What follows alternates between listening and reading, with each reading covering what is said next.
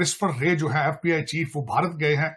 वो जो इरादे लेकर गए थे कि जाके वो दबाएंगे पन्नू साहब के हवाले से जो खालिस्तानी है, लेकिन वहां से ये इतनी आसान बात नहीं है। उन्होंने एक लंबी लिस्ट पकड़ा दी उनके हाथ में क्रिस्टोफर रे की। उन्होंने कहा कि आप वहां पे खालिस्तानी को सपोर्ट कर रहे हैं under the umbrella of way of expression.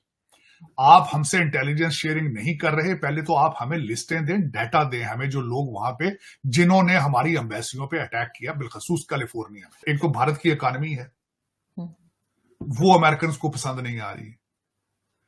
America ये नहीं चाहता कि उनके मुकाबले पे कोई वहां पे एक बड़ी ताकत सामने आ जाए। 7.8% इकॉनमी की ग्रोथ है भारत की, इनकी उसके आसपास भी नहीं है। देखिए, अज्ञात गनमैन जो है वो दोनों को टारगेट कर रहे हैं।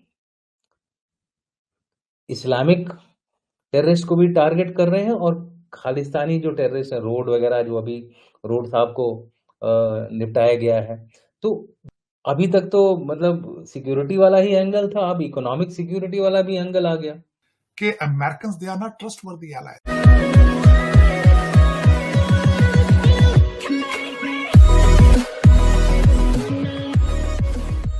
नमस्कार दोस्तों, पिछले दिनों एफबीआई के चीफ वो इंडिया में आए थे। अब उसके बाद हुआ क्या कि उनको लगा था, देखिए हर अमेरिकन को लगता है कि मैं किसी भी कंट्री में जाऊंगा उनको झाड़ कर आ जाऊंगा, क्योंकि अमेरिका की रेपुटेशन इस टाइप की है कि आप उनको कुछ बोल नहीं सकते। लेकिन पिछले कई सालों से हर साल उल्टा हो रहा है, चाहे वो यूरोपियन हो चाहे वो अमेरिकन हो, इंडिया के सामने हर किसी को झुकना पड़ता है। अब यहाँ पर एफबीआई का चीफ आया था। अब यहाँ पर अगर वो कुछ कहता उससे पहले तो हमने खालिस्तानियों की एक लिस्ट दे दी हाथ में कि भाई जरा इन पर कंट्रोल करो। पन्नू को आप संभाल कर बैठे हो, जो कि उसको सेपरेटिस्ट कहते हो, जबकि इंडिया उसको आतंकवादी घोषित कर चुका है। तो अगर आने वाले दिनों में अमेरिका को तोड़ने वाला कोई बंदा होगा जिसको इंडिया पनाह देगा, तो फिर क्या ये बात सही रहेगी? हालांकि इंडिया कभी ऐसा करेगा नहीं, लेकिन क्या कभी ऐसी बात मतलब अगर करेंगे तो सही रहेगा।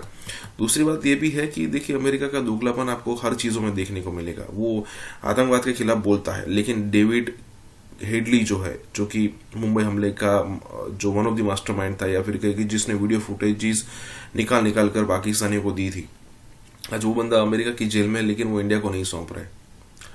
तो कहने का मतलब ये है कि एफबीआई वाले खाली हाथ वापस गए हैं। इसी के साथ ही वीडियो शुरू करते हैं। रे जो है एफबीआई चीफ, वो भारत गए हैं।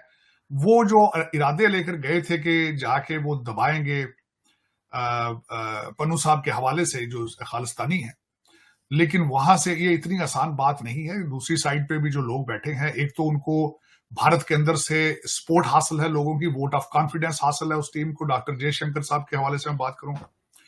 और फिर उन्होंने बजाय इस बात पे उन्होंने वापसी पे उन्होंने एक लंबी लिस्ट पकड़ा दी उनके हाथ में क्रिस्टोफर रे की। उन्होंने कहा कि आप वहां पे खालिस्तानी को सपोर्ट कर रहे हैं under the umbrella of way of expression.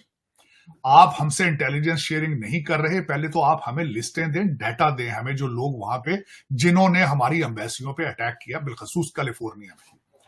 तो वो लेकिन इसका जो एक फ्रिक्शन सी आई है। हमारे जो बड़े चचा जान बीमार हैं, उन्होंने भारत जाना था उनके सेलिब्रेशन के लिए, तो वो नहीं जा रहे। उनको मेरे ख्याल सर्दी वर्दी लग गई है, तो वो नहीं जा रहे। वो कहते हैं मैं क्वाड के जाऊंगा तो उस पे आऊंगा, मैं इस पे नहीं आ रहा हूं। तो उससे भी आज जो चैटर चल रहे थे वाशिंगटन डीसी में, यही चल रहे थे कि रिलेशनशिप्स आर स्लोइंग डाउन। हालांकि कुछ लोग तो ये कहते थे कि वो बुजुर्ग हैं, वो नहीं जा सकते, वो शायद एक ही दफा जाएंगे क्वाड पे, वो बार बार नहीं जाएंगे। लेकिन अगले महीने के वो शुरू में। मगर क्या वजह है सर, क्यों स्लो डाउन हो रही है रिलेशनशिप? उसकी दो वजूहत है। मैं जो दो वजूहत बताना चाहूंगा। एक वजूहत एक तो भारत की इकॉनमी है, वो अमेरिकन को पसंद नहीं आ रही। अमेरिका ये नहीं चाहता कि उनके मुकाबले पे कोई वहां पे एक बड़ी ताकत सामने आ जाए। 7.8% इकॉनमी की ग्रोथ है भारत की, इनकी उसके आसपास भी नहीं है। ये बैंकरप्सी के सर पे पहुंच चुके हैं, तो इनको तो पसंद नहीं आएगा ना कि उनके टक्कर का कोई बंदा दूसरा एक मुल्क जो है वो एक सुपर पावर बन जाए कंट्री। एक तो ये बीमारी है, इस वजह से वो आजकल जो इशू बना के फिर रहे हैं वो निजर साहब का और जो वो पन्नू साहब का, it's not a big issue at all. Khalistan की कोई सपोर्ट नहीं है। उसकी वजह यह है कि वहां पे इंडिया से तो सरदार सारे कनाडा और बाहर चले गए, ऑस्ट्रेलिया, न्यूजीलैंड। वहां खालिस्तान बनाएंगे, रहेगा कौन उसमें जाके? लेकिन उसको एक हवा बना दिया, एक चीज बन के अब सामने ले आया, इशू बना है। अमेरिका ने भी उसमें अपने हाथ साफ किए हैं, खुल के सामने नहीं आते, डरते हैं, इनको पता है। अभी तो देखे ना इन्होंने, वो ट्रूडो तो खुल के सामने आए, ये खुल के सामने नहीं आए, इन्होंने तो केस ही किया ना। बड़े चचा ने कुछ भी मुंह से बात नहीं निकाली भारत के खिलाफ। जो खासकर मैंने इंडाइटमेंट पढ़ी है जिसमें वो गुप्ता साहब इन्होंने रखा है, उसमें भी खुल के सारी बातें नहीं की गई। इंडाइटमेंट में भारत का डायरेक्ट नाम नहीं लिया गया, डरते हैं थोड़ा, इसको पता है।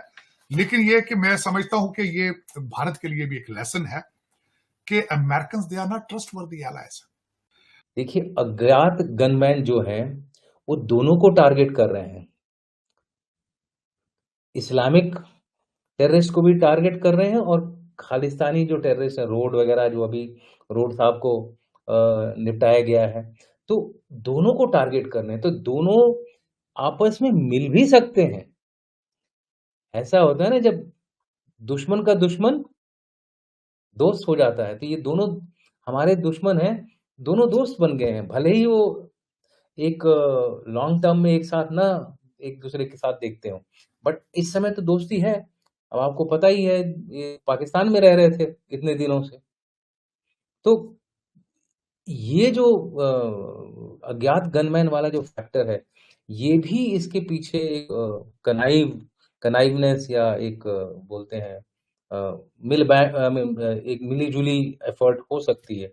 दूसरी चीज है, आर्टिकल 370 का जो सुप्रीम कोर्ट की जो मोहर लगी है, उसके ऊपर देखिए, कई लोगों ने सोचा था कि वैली में कई लोग क्या, हमारे देश के ही जो सो कॉल्ड बड़े बड़े पॉलिटिशियन जो बोल रहे थे कि कश्मीर में खून की नदियां बह जाएंगी, ये कश्मीर की आवाम जो है खड़ी हो जाएगी।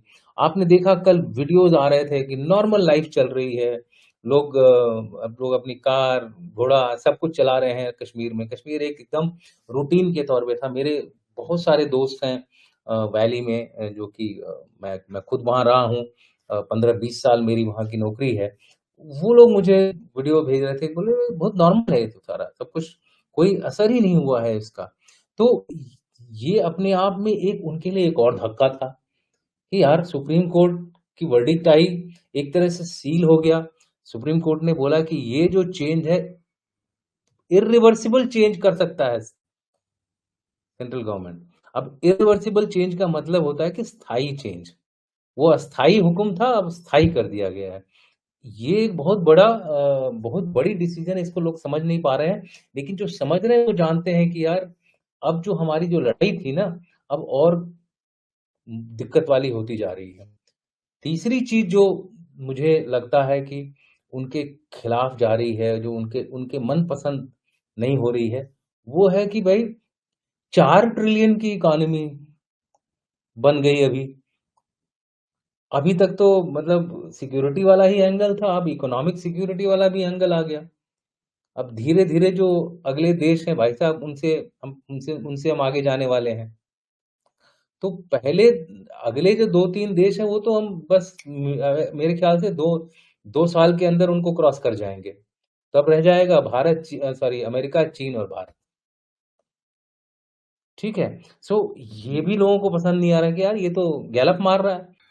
और अफगानिस्तान की तरफ से जो अटैक किया गया है पाकिस्तान के ऊपर, जिसमें DI खान सख्त, मैं हैरान हूं कि उसके ऊपर जो अभी तक इसमें पाकिस्तान ने मेरी मर्जी के मुताबिक, जो मैं समझता हूं जो एक कि किस तरह का रिएक्शन होना चाहिए, बिल्कुल माजी की तरह चुप चुपीते से इन्होंने एक टूटी फूटी सी, आपके फॉरेन ऑफिस ने उसमें एक रिस्पॉन्ड दे दिया है उसका, जो कि वकास सजाद काजी साहब हैं, उन्होंने इसका रिस्पॉन्ड दिया, जो फॉरेन सेक्रेटरी है, ना होने के बराबर।